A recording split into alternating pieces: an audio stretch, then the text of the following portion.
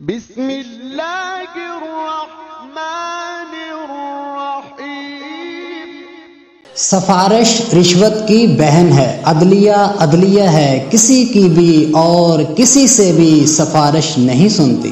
منصف وہ ہے جو انصاف کی جمیع صفات سے متصف ہو، اپنے پرائے میں کوئی تمیز نہ رکھے، جب عدل کی کرسی پہ بیٹھے عدل کرے، یگانہ ہو یا بیگانہ، ایک ہی میزان سے تولے، جو سفارش سے مجبور کرے، یہ کہے کہ ملک کے وقار کا دار و مدار عدلیہ پر اور عدلیہ کا غیر جانبداری پہ موقوف ہے۔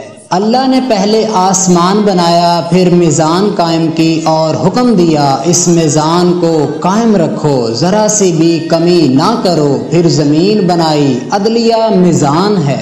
کوئی بھی فیصلہ کسی سفارش کے تحت کبھی نہ ہو، ہر فیصلہ حقائق کی بنا پہ ہو، اپنا ہو یا بیگانہ۔ عدلیہ اپنے پرائے میں کوئی تمیز روا نہیں رکھا کرتی، یہاں تک کہ مومن اور کافر میں بھی نہیں۔ میزان کے دو پلڑے ہوتے ہیں، دونوں پلڑوں میں انصاف کے باٹ ہوں، اور کسی بھی پلڑے میں کسی کی بھی اور کوئی سفارش کبھی نہ رکھی جائے۔ لوگوں نے حضرت عمر رضی اللہ تعالیٰ عنہ سے شکایت کی کہ حضرت عباس رضی اللہ تعالیٰ عنہ کے گھر کا پرنالہ مسجد نبوی میں گرتا ہے، جس سے لوگوں پہ چھینٹیں پڑتی ہیں، اسے اکھڑوا دیا جائے۔ حضرت عمر رضی اللہ تعالیٰ عنہ نے ابن عباس رضی اللہ تعالیٰ عنہ سے پوچھے بغیر مسجد نبوی صلی اللہ علیہ وآلہ وسلم کی حرمت اور لوگوں کی تکلیف کے احساس اور شکایت کی بنا پر پرنالہ اکھڑوا دیا۔ حضرت ابن